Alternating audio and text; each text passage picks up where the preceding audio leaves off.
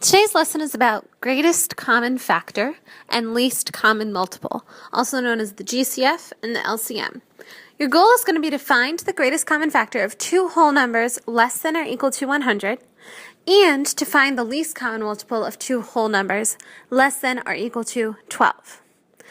Now, before we get started, we want to make sure that your template is cut out and your foldable is secured in your notebook the way it should be. So what I just want to point out is that your M should be cut out all the way around its boundaries, and it should be glued flat to your page. The whole thing can be glued right flat to your page directly underneath your learning goal. Whereas your Venn diagram is going to be taped across the top so that it can be flipped open and up, and it should be cut on those vertical lines so that you have three different flaps that can be flipped up. Okay? So as we start our notes, we're going to first focus on the LCM. And the LCM, or the least common multiple, is when we look at two different numbers and we decide what is the smallest multiple that they have in common. So let's try the number 9 and the number 12. The first multiple of 9 is 1 times 9, and that equals 9, of course. The second multiple of 9 is 2 times 9, and that is equal to 18.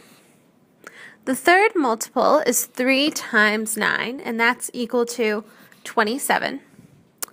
And we can continue doing the fourth multiple of 36, the fifth multiple of 45, and the sixth multiple of 54. Now we're going to draw the multiples for 12. The first multiple, of course, is 12. The second multiple is 24. The third multiple is 36. The fourth multiple is 48. The fifth multiple is 60. And the sixth multiple is 72. You may have already found the pattern just as you started to look at multiples, but just for the sake of practice, we'll go through all 6. The smallest number that both 9 and 12 have in common with regards to their multiples are 36. In fact, in the example that we just did, 36 is the only number that they have in common. If we had continued to write the multiples of either 9 or 12, we probably would have found a second one that they had in common. However, this was the smallest or the least multiple. Next, we're going to look at our Venn diagram, and we're going to focus on the greatest common factors. So, first of all, we're going to look at the factors of the number 36, and you can write this right on the top of your Venn diagram, kind of on the cover, right? We're going to look at the factors of 48, and then we're going to look at the factors of both numbers. Okay?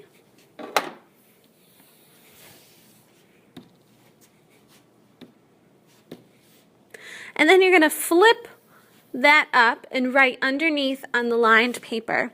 And first we're going to do the factors of 36. So we can create our factor rainbow of 1, 36, 2 times 18, 3 times 12, 4 times 9, and also 6 times 6, right?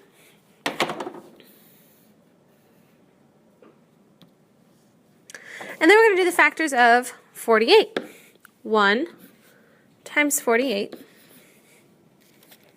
2 times 24,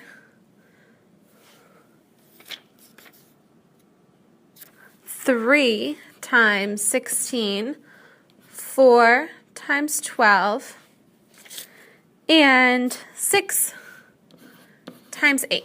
So we have all the factors of 36 and 48. So now we're going to put the factors they both have in common. This is going to be 1, 2, 3, 4, 6, 12, and it looks like that's it. So in this particular case, the largest factor, or the greatest common factor that's within these two numbers, is equal to 12. Now, both of the strategies that we used here to find the GCF and the LCM are pretty straightforward. It's more about listing numbers and identifying what they have in common, and also whether it's the largest or the smallest. However, we are going to learn a more complicated method to find the greatest common factor and the least common multiple when the numbers are too large for us to continue listing forever, right? These were kind of middle-sized numbers, and so making a list is a definitely effective strategy. But with much larger numbers in the hundreds and thousands, you don't want to be making lists. So there are other ways to do this using factor trees. But for today, go ahead and solve your proof by using the method that we discussed in this video. Your proof says, what is the GCF of 24 and 32? And what is the LCM of 4